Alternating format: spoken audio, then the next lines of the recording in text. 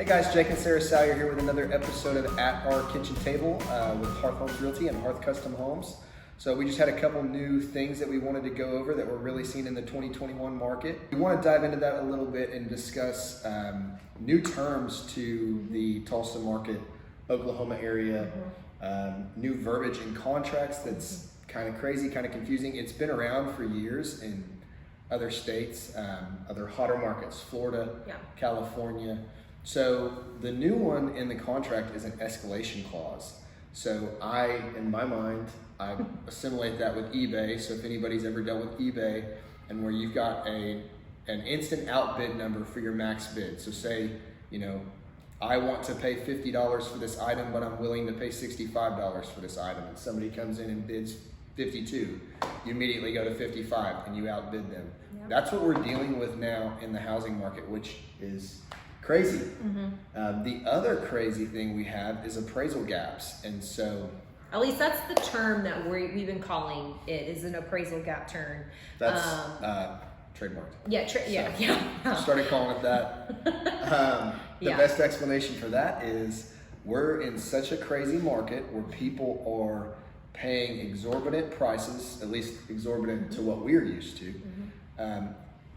And for lack of argument's sake and easy numbers, if a house is worth $100,000 and they're asking $105,000, we'll say we're seeing people offer $110,000 or $115,000. So they want the house so bad they're coming $5,000 to $10,000 above list price, and that's awesome. But us advocating for our sellers, our question is always, what happens if the appraised value comes in at $98,000? We'll say, what are you going to do?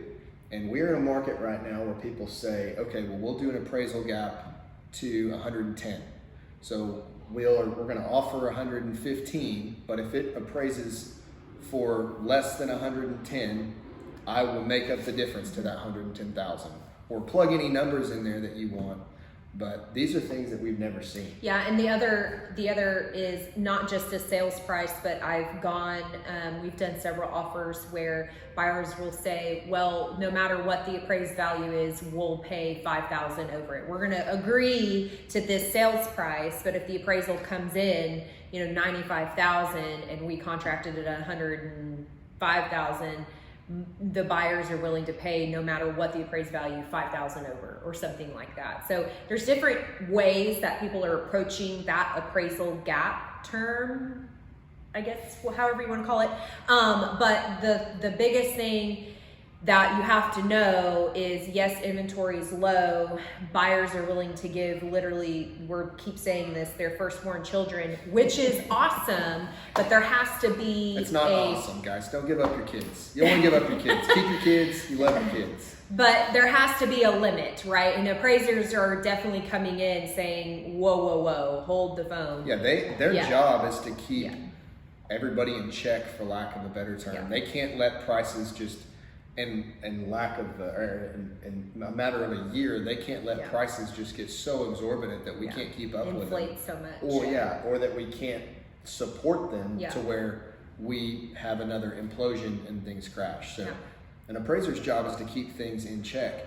But what we are seeing, because it's such a seller's market and these poor buyers can't get the homes that they want, they're willing, the days of seller paid closing costs are all but gone. All out, gone. So they're willing to, hey, we'll pay, we'll put that $10,000 above list price. Not asking for any closing costs or anything, which is kind of crazy to me, because we say in just the last 4 or 5 months, the market has completely switched, and it's such a short amount of time. So 4 or 5 months ago, buyers didn't have a whole lot of money in the bank to be able to pay for their own closing costs, but now 4 or 5 months later, they got a bunch of money in the bank that they can cover things or whatever. We can thank our stimmy checks, right? It's tax season. Tax season is a big factor here. But the market is completely shifted. It is absolutely a seller's market.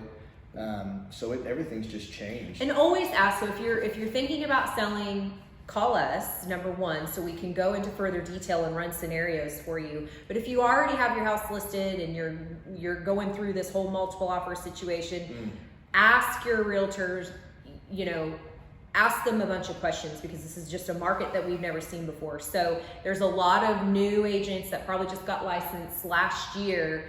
And even some older agents who've been doing it for 20, 30 years that have never seen anything like this before. We just learned a new term, COVID agent, which is an agent that got licensed in 2020. Yeah. So we've got a bunch of new agents that were recently licensed and they don't. And they're literally getting thrown into this. And so they're having to learn just as much as we're having to learn. But it's just ask as many questions and make sure that, you know, all things are being covered because there's just new things happening in our market. So those two terms are new, so we just kind of wanted to throw that out there because it's such a seller's market and there's a huge inventory shortage that everything has shifted. And it really, I would say that started in probably late 2020, but we were looking at comps earlier, and I'd say there was a comp that I saw in October that we can throw that out because this is a whole different market. So it doesn't even come into, you know, you don't need to take that into play. Not into what current times is happening.